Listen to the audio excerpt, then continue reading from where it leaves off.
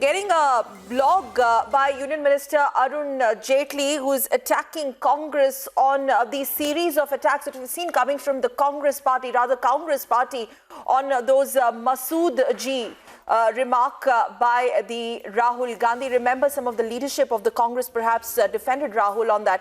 In fact, let's quickly play out the excerpts from Union Minister Arun Jaitley's blog, where he has slammed Congress for going soft on terror. Remember, Ravi Shankar Prasad, Union Minister, also had asked Congress to explain whether the fight against terror is just a joke. And now Union Minister Arun Jaitley attacking Congress for going soft on terror. In fact, there's a political fight that has erupted between the Congress and the BJP on that most outrageous remark by Congress President Rahul Gandhi, where he chose to address Maulana Masood Azhar, the Jaish chief, as Masood Ji. And now Congress called it sarcasm, nothing short of a sarcasm, and also instead counter-attacked Union Minister Ravi Shankar Prasad. And now you have Arun Jaitley, Finance Minister, saying that Congress has always tried to appease through the terror route. Congress has diluted fight against terror, and Congress has always gone soft on terror. And why not? Because we've seen the kind of reaction and the position taken by the Congress party on government's instant response to Pulwama. Congress escalated politics over it. Niranjan, our editor, joining us with more details as we bring you those excerpts from Arun Jaitley's blog. Niranjan, over to you. Well, Arun Jaitley in the blog has, taken on the Congress party for the kind of statements it has been making and for the stand on the issue of Pulwama and the aftermath of Pulwama, where, several controversial statements have been made. Now, Arun Jaitley in his blog, talks about how historically India has spoken in one voice as far as terror is concerned. And then from then, he goes on to talk about how the Congress party has now changed its stand in the last couple of years. He talks of linking the battle against terror and insurgency with vote banks. And then he talks about how conventionally India has condemned any form of terror and insurgency in one voice. And then he reminds the Congress party of how a misguided section of Muslim community globally took to terror in order to voice their issues. Indian Muslims predominantly refuse to be a part of that philosophy.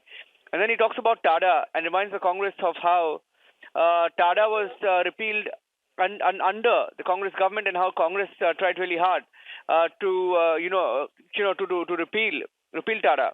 And then he says India, which was adversely impacted by terror, was without any anti-terror law and would act as a strong deterrent and contain both procedural and substitutional provisions to deal with crime relating to terror. But then he reminds the Congress party on different issues when they took a contrarian stand, including on the Batla House encounter that took place and the terrorists were killed. He says Congress dubbed it a fake encounter.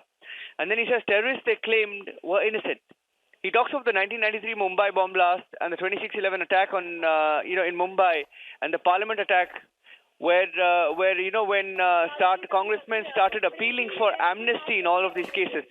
The disruptionists who prefer to call themselves left rebels fought a legal battle to save the terrorists. Now, these are some of the points that Arun Jaitley has made, and we'll also continue to get you some reactions to this scathing block as far as the Congress party backing terror is concerned.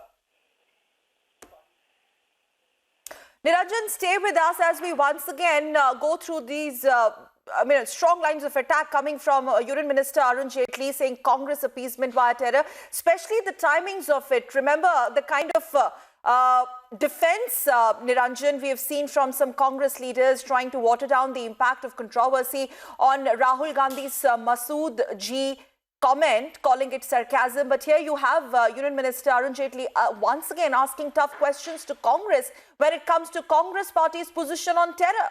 Not only post-Pulwama, but the kind of position that the Congress has been taking on Pakistan. Well, absolutely. Now, what he's also done in his blog, he's gone on to make specific references to instances when the Congress party has taken a very contrarian stand to what India has been speaking out in one voice against.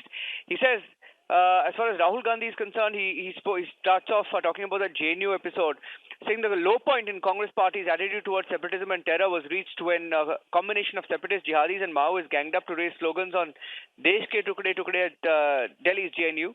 The Congress president stood shoulder to shoulder with them to defend their right of free speech, to champion the cause of breaking India into pieces.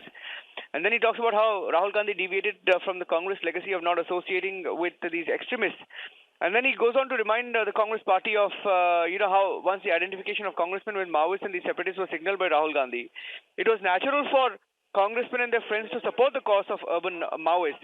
So he says it's because Rahul Gandhi has deviated.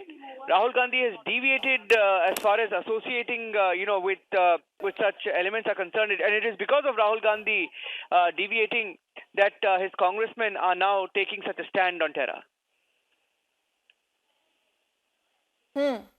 Congress diluted fight against terror. That's a hard-hitting blog coming from Union Minister Arun Jaitley asking Congress to explain why they are weakening the fight against terror. We're going to, in fact, keep a focus on that story as well. Meanwhile, thank you very much, Niranjan, for putting that blog in perspective.